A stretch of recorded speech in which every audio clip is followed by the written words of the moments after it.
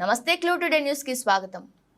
కడతాల్ మండల కేంద్రంలో వివిధ కారణాలతో మరియు అనారోగ్యంతో చనిపోయిన కుటుంబాలకు నేనున్నానని అభయమిస్తూ చనిపోయిన వారి కుటుంబాలను పరామర్శించి వారి కుటుంబంలో ఒకరిగా ఉంటానని, ఎలాంటి బాధలు ఉన్నా నా దృష్టికి తెస్తే నా వంతు కృషి చేస్తానని మృతుల కుటుంబాలకు భరోసా ఇవ్వడం జరిగింది. అదేవిధంగా జార్పుల రాధాకృష్ణ చారిటబుల్ ట్రస్ట్ నుండి మృతులు పోతుగల్ల పద్మ, బండి జయమ్మ కుటుంబాలకు ఒక్కొక్కరికి కుటుంబానికి 5,000 రూపాయల చొప్పున 10,000 రూపాయలు ఆర్థిక సహాయాన్ని అందించారు.